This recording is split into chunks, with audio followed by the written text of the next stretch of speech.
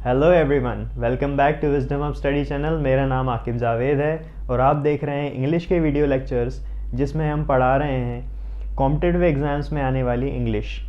तो गाइज़, आज का जो हमारा टॉपिक है वो है प्रीपोजिशंस। इससे पहले मैं 2 लेक्चर बना चुका हूँ जिसमें मैंने वॉइसेस कंप्लीट करा चुका हूँ और जो टर्मिनोलॉजी बेसिक्स होती है, एक पूरा वीडियो हमने बेसिक टर्मिनोलॉजी पर बनाया हुआ है, वो आप जाकर देख लेंगे तो आपको बेहतर तरीके से ये कोर्स समझ में आएगा। तो गाइज़, आज हम शुरू करते हैं अपना टॉपिक प्रीपोजिशंस। तो गाइज़, जैसा कि आप देख रहे हैं नाम प्रीपोजिशंस यानी कि प्रीपोजिशंस, 2 चीज़ें हैं इसमें। तो इसी से पता चल रहा है कि ये जो चीज़ है, ये जो वर्ड्स हैं, ये कहीं ना कहीं पोजीशन से रिलेटेड हैं। तो गाइज़, ये जो वर्ड्स होते हैं ये 2 ऑब्जेक्ट्स के बीच में रिलेशन बताते हैं अकॉर्डिंग टू देयर पोजीशंस। तो गाइज़, पोजीशंस भी 2-3 तरह की पोजीशंस होती हैं। एक तो गाइज़ फिज़िकल पोजीशन होती है कि कोई चीज़ किसी के ऊपर है, किसी के नीचे है, साइड में है, पीछे है, आगे है, ये फिज़िकल पोजीशनिंग है। दूसरी तरीके की गाइज़ पोजीशन होती है डायरेक्शनल पोजीशन कि कोई सी चीज़ किसी दूसरी चीज़ के साथ किस डायरेक्शन में है, लेफ़्ट, राइट या इन फ्रंट, बैक, इस तरीके की पोजीशंस। तीसरी तरीके की भी एक पोजीशन होती है जिसे कि हम कहते हैं टाइमली पोजीशन या टाइम फ्रेम्स के अकॉर्डिंग पोजीशन, यानी कि कोई चीज़ किसी के साथ कब हुई या कब होने वाली है, कब ख़त्म होगी, किस मंथ में हुई, ईयर में हुई या पीरियड ऑफ टाइम में हुई, इस तरीके की पोजीशंस होती हैं टाइम बेस्ड पोजीशंस। तो गाइस, हम पहले बात करते हैं टाइमली पोजीशंस के बारे में। तो टाइमली पोजीशंस जो होती हैं, इसमें हम जो प्रीपोजिशंस यूज़ करते हैं वो होते हैं generally in, at, for, from, since. ये सारे वर्ड्स जो हैं ये टाइम फ्रेम में हम यूज़ करते हैं 2 चीज़ों के बीच में टाइमली पोजीशन बताने के लिए। तो पहले हम यूज़ देखते हैं इन का, देख लेते हैं कि इन जो है कैसे यूज़ होगा टाइम बेस उसमें। I play chess in the evening. ठीक है गाइस, तो इन जो होता है बेसिकली वो हम जब यूज़ करते हैं जब हम बात कर रहे हो किसी टाइम पीरियड के बारे में। जैसे कि इवनिंग एक टाइम पीरियड है, इसी तरीके से मॉर्निंग, नाइट, ये जो होते हैं मॉर्निंग, नाइट, ये इस तरीके के टाइम पीरियड्स होते हैं। तो जब हम टाइम पीरियड्स के बारे में बात करेंगे तो यहाँ पर यूज़ करेंगे इन। दूसरा जो होता है गाइस वो होता है मंथ, राइट, यानी कि एक स्पेसिफिक टाइम पीरियड, मंथ और ईयर जब हम डिनोट करेंगे तो हम इन का यूज़ करेंगे। जैसे कि इन जनवरी, राइट, कि वो वापस कब आएगा, जनवरी में आएगा। तो जनवरी को डिनोट करने के लिए हमने क्या यूज़ किया गाइस, इन यूज़ किया। इसी तरीके से एक एग्जांपल और लेते हैं। ही शैल कम in the next month।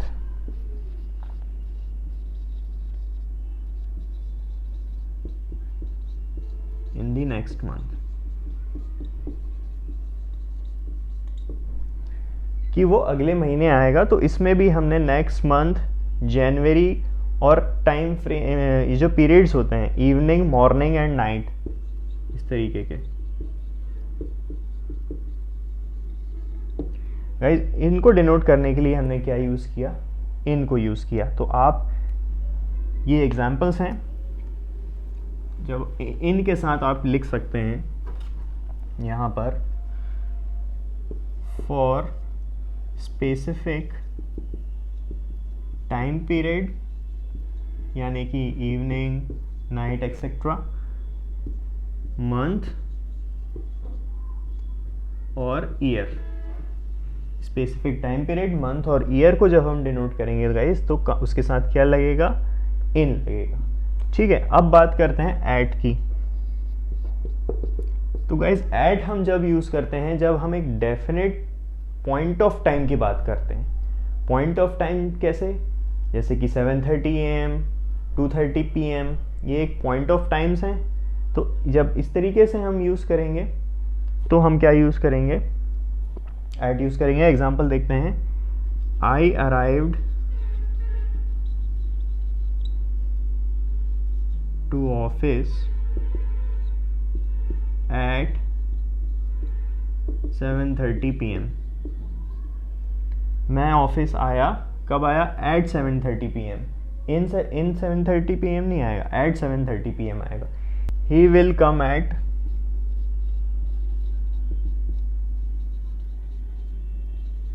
9 o'clock।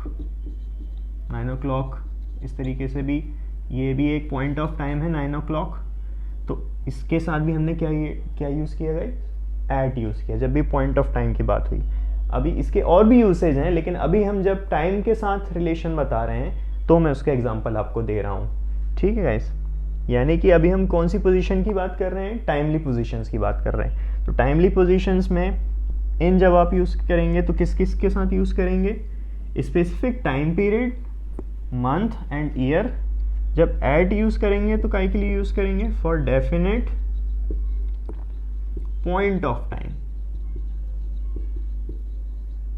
ठीक है गाइस, ये आप नोट कर सकते हैं। आई थिंक ये क्लियर है। और आगे हम देखते हैं इसी तरीके से, इसमें ऑन एंड बाय भी होता है, तो हम देखते हैं ऑन का कैसे यूज़ करना है।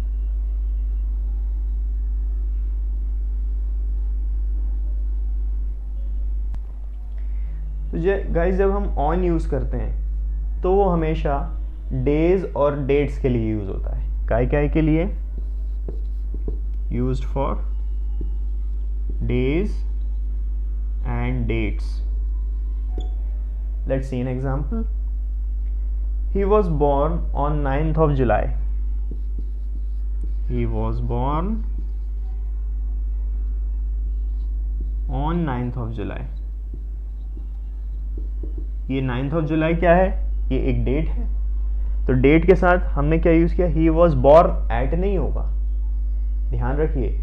एट यूज़ करता है पॉइंट ऑफ टाइम के बारे में जब हम बात करते हैं। अभी हम दिन और तारीख के बारे में बात कर रहे हैं, तो on, he was born on, we got independence on 15 August. हाँ, तो जब हम डेट जब हम लिखेंगे तो ऑन यूज़ करेंगे। और आई टीच इंग्लिश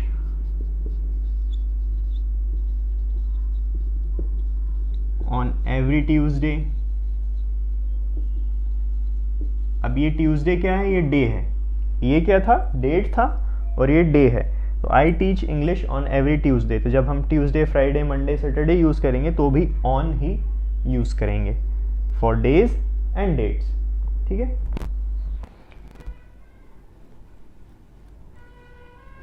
अब बात करते हैं क्या है, बाय।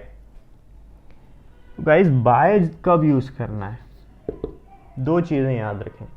बाय जब हम जब यूज़ करेंगे जब कोई भी एक्शन ख़त्म होने वाला है, कोई भी काम जब ख़त्म होने के लिए हम उसका ख़त्म होना बताते हैं कि this thing is going to be finished by 4:30 PM। Our lunch will be over by, our lunch will be over by 2:30 PM। कि हमारा अब ये लंच ओवर होने वाला है ना, तो इसके साथ हमेशा जब आप देखें इसमें कन्फ्यूजन होता है। हम जब एट यूज़ कर रहे थे तब भी पॉइंट ऑफ टाइम में के पहले यूज़ कर रहे थे, लेकिन अब हम our lunch will be over at 2:30 PM नहीं लिख रहे हैं।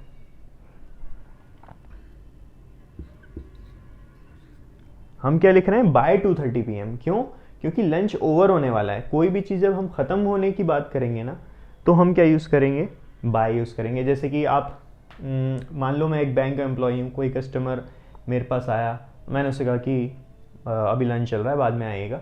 तो उसने मुझसे पूछा कि लंच कब ख़त्म होगा, तो उसने कहा our lunch will be over by 2:30 PM।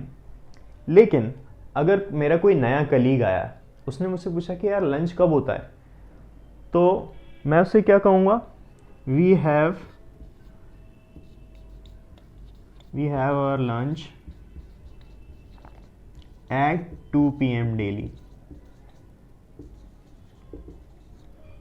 We have our lunch at, अब यहाँ मैंने एट यूज़ किया क्योंकि वो मुझसे पूछा है कि लंच कब होता है। अब मैं ये तो नहीं बता रहा हूँ कि कब ख़त्म होता है, कब शुरू होता है या कब होता है रेगुलरली, ये बता रहा हूँ। तो अब जब मैं पॉइंट ऑफ टाइम की बात करूँगा तो यहाँ पर क्या यूज़ करूँगा, एट यूज़ करूँगा, बाय यूज़ नहीं करूँगा। ठीक है guys, I think it's clear.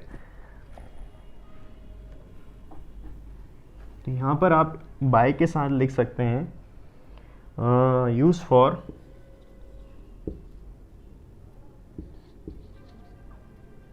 actions going to be finished।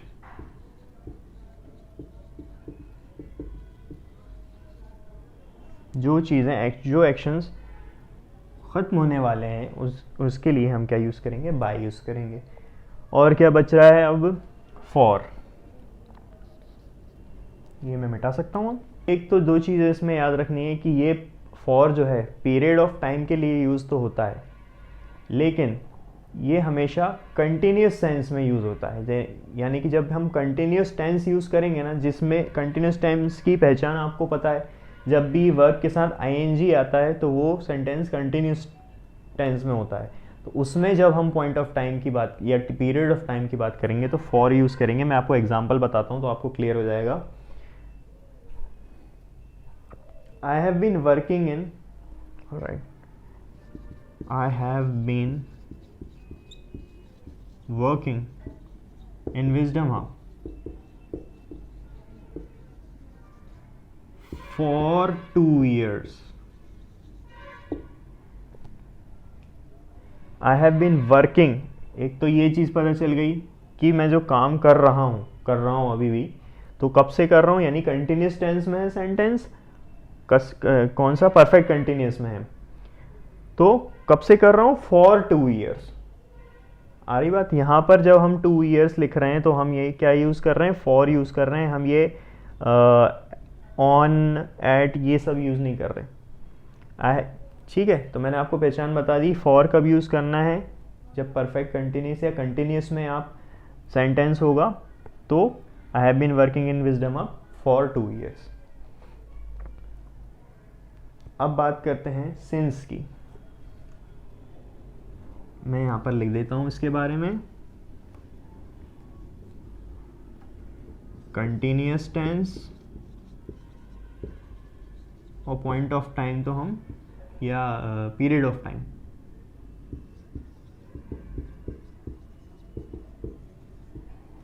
ठीक है, सिंस की बात करें। अच्छा गाइस, सिंस जब यूज़ करते हैं जब कोई चीज़ शुरू हुई और वो अभी ख़त्म नहीं हुई है। ठीक है, मतलब वो एक बार शुरू हो गई and it is still exist. कोई चीज़ एक बार शुरू हुई and it is still exist, ऐसी कोई चीज़ है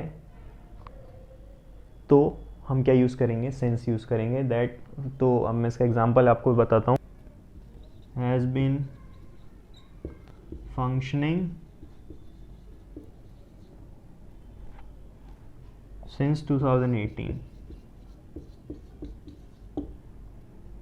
ठीक है, यहाँ मैंने फॉर क्यों नहीं यूज़ किया, ऑफ कोर्स ये कंटिन्यूस है, बट कोई चीज़ शुरू हुई है, कोई प्रोजेक्ट शुरू हुआ है, कोई एक्शन शुरू हुआ है, जो हो गया शुरू, अभी ख़त्म नहीं हुआ है, वो चल रहा है।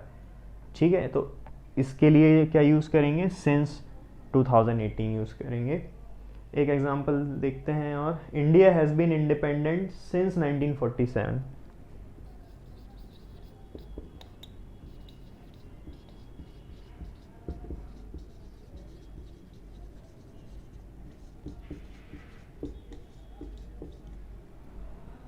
India has been independent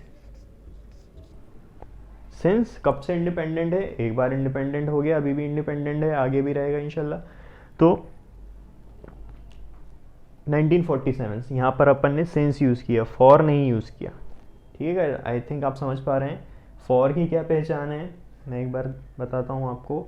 for की पहचान है period of time and perfect continuous tense. ठीक है, परफेक्ट अच्छा, यहाँ पे कंटिन्यूस परफेक्ट लिख लीजिएगा।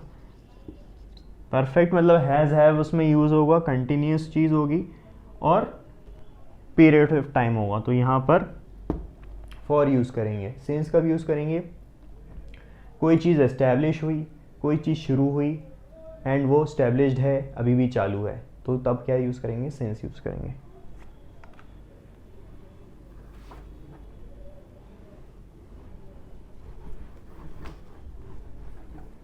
और क्या बच गया? फ्रॉम बचा है, from. All right, from refer करते हैं जब कोई सी एक्शन का स्टार्टिंग पॉइंट शो करना हो, ठीक है। एंड कोई चीज़ फिनिश हो रही थी तो हम क्या यूज़ कर रहे थे? बाय यूज़ कर रहे थे। अब कोई चीज़ का स्टार्टिंग पॉइंट हमें शो करना है तो हम क्या यूज़ करेंगे? फ्रॉम। मैं एग्जांपल बताता हूँ। He is joining the new firm from 1 जुलाई।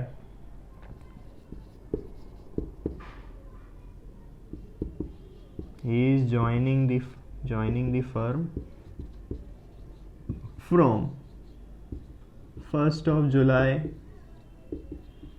कोई भी डेट यहाँ पर आती है तो वो क्या कर रहा है? अपने काम की शुरुआत कर रहा है। He is joining the firm from starting point of an action। या I'll be taking English classes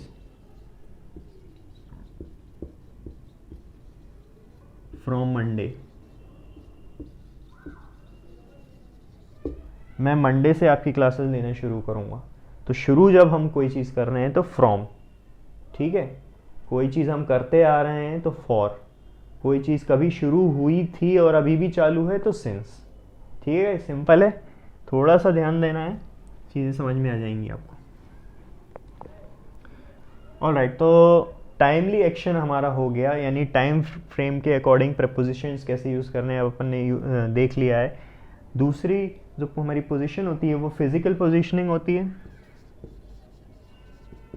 physical positions, इसमें गाइस क्या यूज़ करेंगे?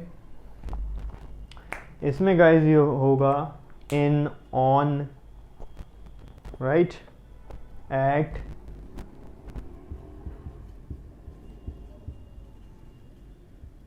इनटू, इस तरीके के प्रीपोजिशंस इसमें यूज होते हैं। बिटवीन, अमंग,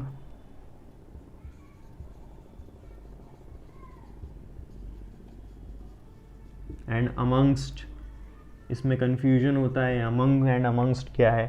तो इस तरीके की जब प्रीपोजिशंस, मतलब प्रीपोजिशंस अलग अलग तरीके से यूज होते हैं। अभी हम बात करने वाले हैं फिजिकल पोजीशंस के बारे में। तो देखते हैं कि आप एट को फिजिकल पोजीशनिंग में कैसे यूज़ करेंगे। एट हम एक बार टाइमली पोजीशंस में देख चुके हैं, उसमें एग्जैक्ट पॉइंट ऑफ टाइम के लिए यूज़ हुआ था। अब इसमें एग्जैक्ट पोजीशन के बारे में शो करने के लिए हम एट यूज़ करेंगे। वहाँ पर क्या था? टाइमली पोजीशन में एग्जैक्ट पॉइंट ऑफ टाइम, यहाँ पर एग्जैक्ट पोजीशन। एग्जाम्पल देखते हैं। He lives at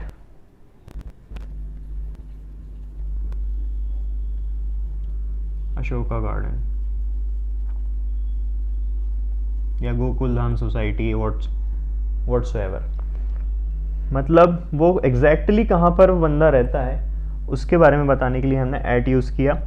अच्छा, इन कहाँ यूज़ करेंगे हम? अब मैं एक एग्जांपल आपको बताता हूँ जिससे आपको दोनों चीज़ें एक साथ क्लियर हो जाएंगी।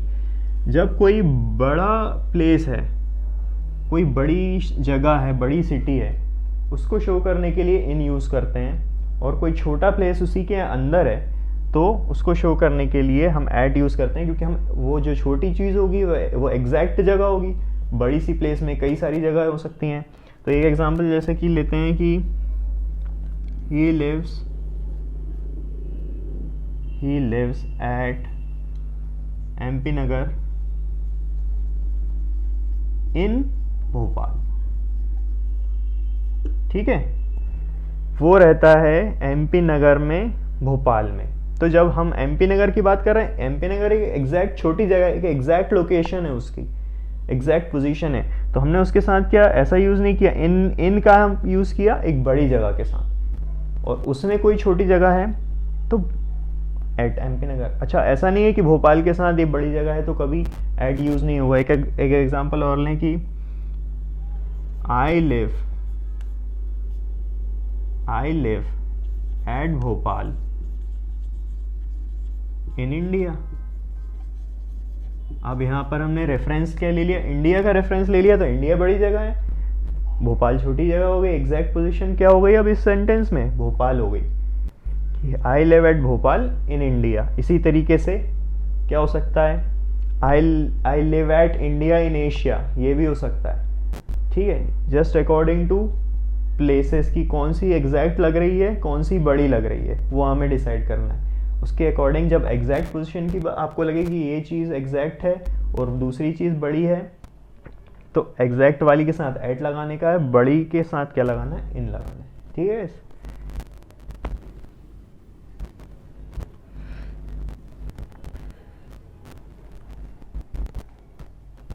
अब देखते हैं, हम आगे चलते हैं। बिटवीन, ऑलराइट, बिटवीन कैसे यूज होगा,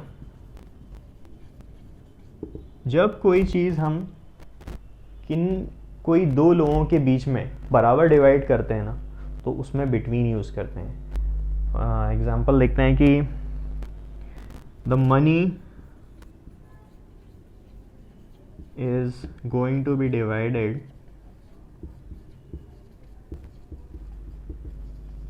बिटवीन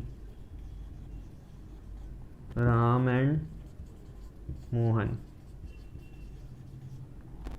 ठीक है, the money is going to be divided between, यहाँ पर क्या हो रहा है, पैसों का बंटवारा हो रहा है दो लोगों के बीच में। तो ऑब्वियसली ये पैसे बांटते हैं तो हम एग्जैक्ट क्वांटिटी में या बराबर बराबर बांटते हैं, तो दो लोगों के बीच में हम कोई चीज़ बांट रहे हैं, तो क्या हमने क्या यूज़ किया, डिवाइडेड बिटवीन। ठीक है, अब इसके साथ और, हाँ बिटवीन तो हो गया, इसके साथ आप लिख सकते हैं बिटवीन के आगे division to people.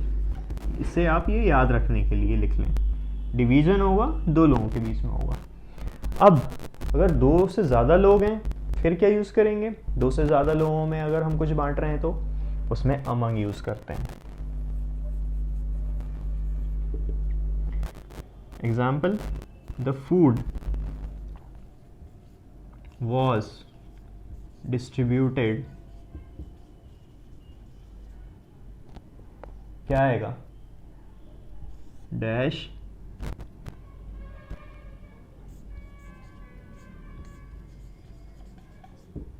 The food was distributed dash the team, क्या आएगा, divide, the food was distributed between the team, no, among the team।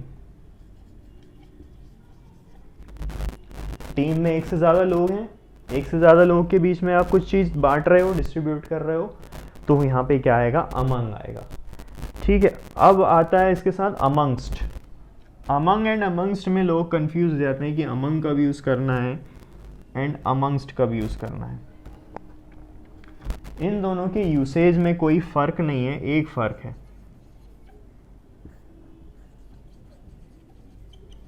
इसमें ही क्वेश्चन बनते हैं और इसी में आप फंस जाते हैं कि यार अमंग तो पढ़ा था, अमंगस्ट का क्या करें। कोई फ़र्क नहीं है, जब एक से ज़्यादा लोगों के बीच में हम चीज़ों को बांट रहे हैं तो अमंग और अमंगस्ट दोनों यूज़ करते हैं। फ़र्क सिर्फ इतना है कि अमंगस्ट हमेशा वोवेल साउंड से पहले यूज़ होगा, बस इतना सा फ़र्क। डिवाइड द मनी डैश अस, अस से पहली बात तो पता नहीं चल रहा कि एक लोग मतलब दो लोग हैं, दो से ज़्यादा हैं, तो हम मान के चलते हैं दो से ज़्यादा ही हैं क्योंकि स्पेसिफिक दो लोग नहीं हैं। तो अब ये तो पता चलेगा कि यहाँ पर अमंग या अमंगस्ट यूज़ होगा, बट कौन सा वाला यूज़ होगा, तो यहाँ आप देखें यहाँ वोवेल साउंड है, तो वोवेल साउंड से पता चल जाएगा कि यहाँ आएगा अमंगस्ट। बस इतना ही फ़र्क है दोनों में। जब वोवेल साउंड अगर आ रहा है तो उससे पहले जब डिस्ट्रीब्यूशन या डिवीज़न हो रहा है किसी चीज़ का तो अमंगस्ट यूज़ करेंगे, अगर वोवेल साउंड नहीं आ रहा है तो अमंग यूज़ करेंगे। ठीक है गाइस, अब ये कहानी हो गई ख़त्म। क्या बच गया, फिज़िकल पोजीशनिंग में अभी बचा है, फिज़िकल पोजीशन में अभी बचा है, क्या बचा है, above, below, under, over, ये सारी चीज़ें। ठीक है, तो क्या देखना है? अब अपन above below देखते हैं। above below कैसे यूज़ करते हैं? above गाइस यूज़ होता है, जैसे कि आपको इसका मतलब पता है, ऊपर, किसी चीज़ के ऊपर, किसी चीज़ से हायर देन, ऊंचाई पे, किसी चीज़ से। अच्छा, एग्जांपल देख लेते हैं।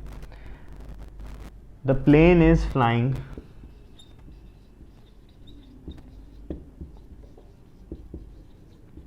above the clouds। ठीक है, जो प्लेन है वो बादलों से ऊपर उड़ रहा है, तो above the clouds। ठीक है, इस तरीके से जब ऊपर बताना हो, हायर देन क्या मीनिंग देना हो, तो above the clouds। बिलो में जब नीचे हो कोई चीज़, किसी चीज़ से नीचे हो, तो बिलो, यानी कि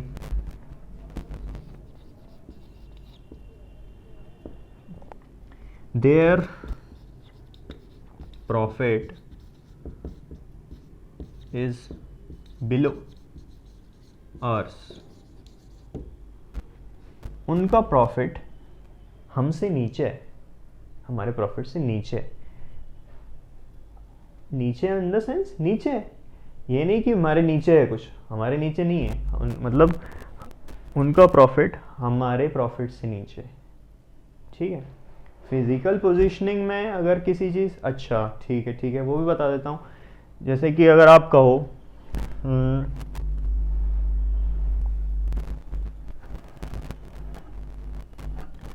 my book is lying below the table.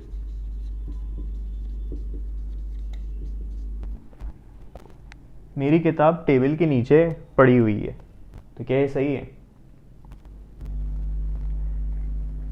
Below नहीं, उसके लिए अंडर यूज करते हैं। क्या होता है, कोई भी चीज़ वर्टिकली नीचे है किसी के, तो अंडर यूज होता है। वर्टिकली ऊपर है तो ओवर यूज होता है, अबव वहां भी यूज नहीं होता।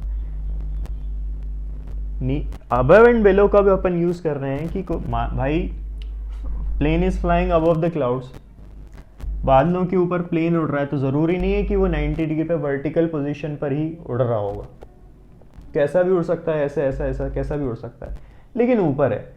उनका प्रॉफिट हमसे नीचे है, तो उनका प्रॉफिट हमसे कम है, ये हम बता रहे हैं।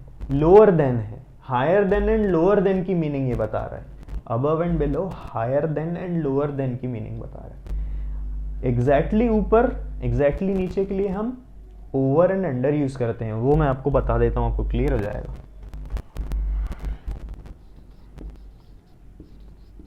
अंकित्स room is over my office.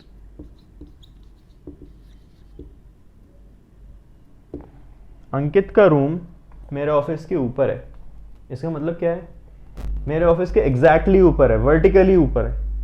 ठीक है, इसको मैं अगर ऐसा लिखूं, Ankit's room is above my office, वो गलत हो जाएगा कि अंकित का रूम मेरे ऑफिस से ऊंचा है या मेरे ऑफिस से ज़्यादा है। ज़्यादा या ऊंचा नहीं है, मेरे ऑफिस के ऊपर है। अगर मुझे ये बात बोलनी है कि मेरे ऑफिस के ऊपर अंकित का रूम, तो मैं ओवर माय ऑफिस यूज़ करूँगा, अबव एंड बिलो नहीं। इसी तरीके से जो मैंने पहला एग्जाम्पल दिया था कि my book is lying under the table, table के वर्टिकली नीचे में वो किताब पड़ी हुई है ना, टेबल से कम नहीं पड़ी हुई है, टेबल के नीचे पड़ी हुई है, तो क्या? Under the table. I hope आपको समझ में आ रहा है ओवर एंड अंडर की कहानी। इसमें इसके आगे आप लिख सकते हैं, आपको याद रखने के लिए,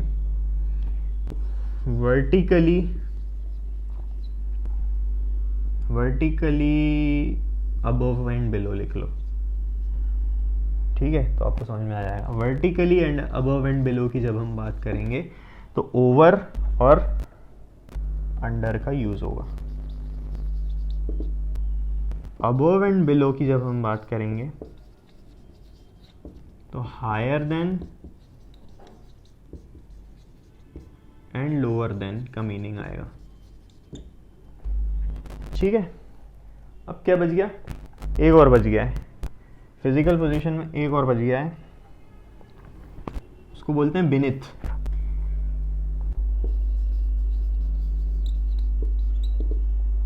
बिनिथ मतलब क्या है इसका, इसका मतलब तो यही है कि नीचे। ठीक है, नीचे इन द सेंस जुड़ी हुई हैं चीजें। कैसे जुड़ी हुई हैं? The ground was soiled beneath my foot. The ground was soiled beneath my foot. मेरे पैरों तले जो ज़मीन है उसमें मिट्टी लगी हुई है, यानी कि मेरा और उस मिट्टी का, उस ज़मीन का कनेक्शन है, जुड़ी हुई हैं चीज़ें। तो जब जुड़ी हुई हैं चीज़ें तो हम क्या यूज़ करते हैं? अंडर माई फुट नहीं, मेरे पैर के नीचे नहीं है, ऐसा पैर नहीं है मेरा पैर जुड़ा हुआ है ना, उस मिट्टी में है, लेकिन फिर भी मेरे पैर के नीचे ही है मिट्टी। तो जब जुड़ी हुई है वो चीज़ें, टचिंग हो, सरफेस टच हो रहे हो, तो क्या यूज़ करेंगे? बिनिथ। जब कनेक्शन हो, जब जुड़ाव हो तो बिनिथ, और गैप है बीच में, फिजिकल कनेक्शन नहीं है तो अंडर। ठीक है, सिंपल है, ज़्यादा टेंशन लेने की ज़रूरत नहीं है।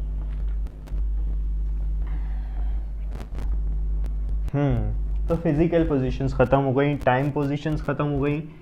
अब कौन सी पोजीशन बाकी है? कौन सी पोजीशन बाकी है? डायरेक्शनल पोजीशन ना। ठीक है, तो डायरेक्शन पोजीशन,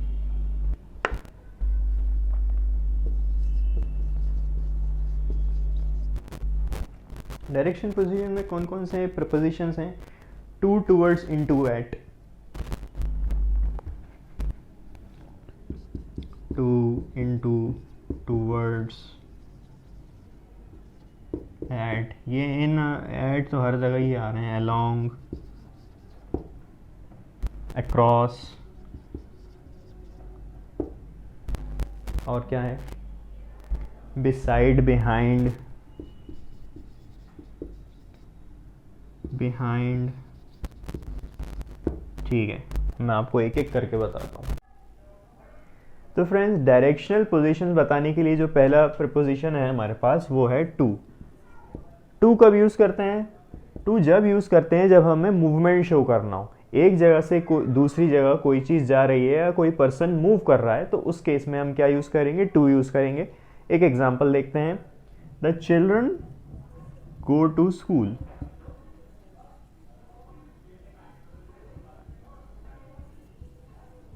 बच्चे जो हैं वो स्कूल जाते हैं, तो यहाँ पर मूवमेंट शो हो रहा है, बच्चे जो है वो कहाँ जा रहे हैं? एक जगह से स्कूल में मूव कर रहे हैं। तो इस केसेस में हम, या आई गो टू माई ऑफिस, या एक बहुत कॉमन एग्जांपल मैं बताऊं, जब आप पूछते हो, बच्चों की बात करें, may I go to toilet,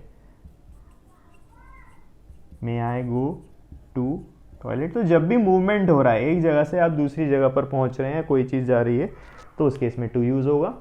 अब आगे चलते हैं। दूसरा प्रपोजिशन क्या है हमारे पास? इनटू। टू और इनटू में कंफ्यूजन हो जाता है कभी कभी, इसलिए मैं साथ में बता रहा हूँ। इनटू, इनटू में क्या होता है? जब कोई भी चीज़ किसी भी चीज़ के अंदर जा रही होती है। अंदर, ये जो वर्ड है अंदर, इसको याद रखना। जैसे कि he is going into the room, वो रूम के अंदर जा रहा है। ठीक है, या फिर he injected heroin into his vein, उसने हेरोइन इंजेक्ट करी अपनी वेन के अंदर। किसी भी चीज़ के अंदर कोई चीज़ जा रही है, ऐसा जब अंदर वाला सेंस आ रहा है तो क्या लगाने का है? इनटू। ठीक है, एक चीज़ से दूसरी चीज़ के अंदर। इसके बाद आता है टूवर्ड्स। टूवर्ड कब यूज करेंगे? टूवर्ड जब यूज करेंगे जब हम किसी चीज के डायरेक्शन में जा रहे हैं, किसी चीज की तरफ जा रहे हैं।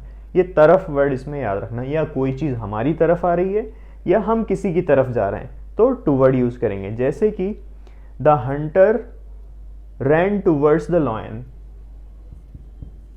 The Hunter rain towards the lion. Hunter जो है वो किसकी तरफ भागा? लायन की तरफ भागा, यानी कि टूवर्ड्स। ठीक है। या I run towards the exit. मैं किसकी तरफ भाग रहा हूं? एग्जिट की तरफ।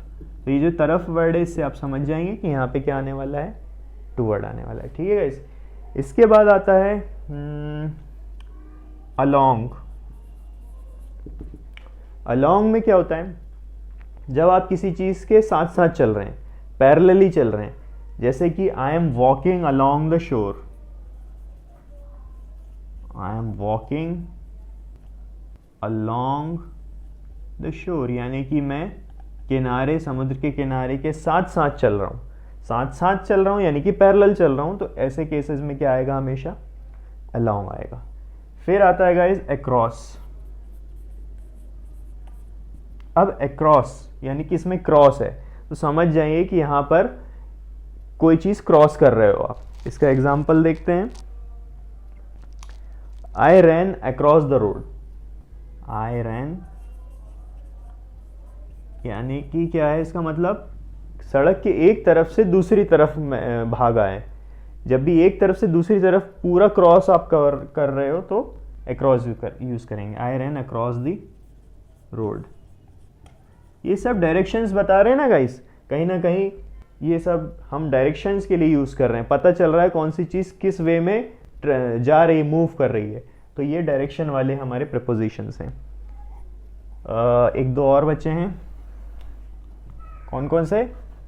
एक तो हो गया आपका बिहाइंड। बिहाइंड तो आपको पता ही है, यानी कि पीछे। My friend stands behind me. मेरा दोस्त मेरे पीछे खड़ा है। जस्ट पीछे जब कोई चीज किसी के बताना हो, या his room is behind my room, right, my team stood behind me. कोई चीज मेरे पीछे है तो जब क्या यूज करेंगे? बिहाइंड। साथ ही दूसरा इसके साथ आता है बिसाइड। बिसाइड में लगा हुआ है साइड, इससे आप समझ जाएं कि कोई चीज किसी चीज के साथ है। ठीक है, तो इसका एग्जांपल देखें। The security guard sit beside me, या my bodyguard sit beside me, यानी कि मेरा बॉडी गार्ड मेरे बाजू में बैठा हुआ है, साइड में बैठा हुआ है। तो इस केस में क्या लगाया अपन ने? बिसाइड लगाया। तो ये गाइस, ये सारे प्रीपोजिशंस वो थे जो आपके डायरेक्शंस बता रहे थे। लास्ट बच गया है आफ्टर। आफ्टर हम यूज करते हैं किसी चीज के बाद, कोई चीज किसी चीज के बाद आ रही है, सीक्वेंस बताने के लिए। जैसे कि he is running of after the thief. Police is running after the thief. अब हम ये नहीं कहेंगे police is running behind the thief, running after, क्योंकि सीक्वेंस है, एक चीज के पीछे कोई सी चीज आ रही है, मूव हो रही है, तो आफ्टर यूज करेंगे। यानी कि the child came running after the mother. एक और एग्जांपल है, the child came running after the mother, यानी कि बच्चा अपनी माँ के पीछे पीछे दौड़ता हुआ आया। यानी वो पीछे सीक्वेंस में मूव कर रहा है, आगे माँ चल रही है, पीछे बच्चा मूव कर रहा है। तो ये सीक्वेंस जब हमें शो करना हो, किसी के बाद कोई चीज़ आ रही है, तो हम क्या यूज़ करेंगे? आफ्टर। तो गाइस प्रीपोजिशंस आज हमने कंप्लीट कर लिए हैं। तब तक के लिए आप ये स्टडी करके रखिए, वीडियो के पॉइंट्स या नोट्स बना के रख लिए। इससे रिलेटेड जो भी डाउट्स होंगे वो आप नेक्स्ट क्लास में मुझसे पूछ सकते हैं, या मैं ऑलरेडी अगर कोई डाउट्स आपके दिमाग में आएंगे तो वो क्लियर हो जाएंगे नेक्स्ट वीडियो में। तो इसको एक बार देख लीजिएगा। पिछले वीडियोज़ अगर आपने नहीं देखे हैं तो वो भी देख लीजिएगा, ताकि आपकी अंडरस्टैंडिंग और अच्छी हो जाएगी, मेरे साथ साथ आप फ्लो में चल पाएंगे। Thank you so much guys for watching the video. Have a nice day.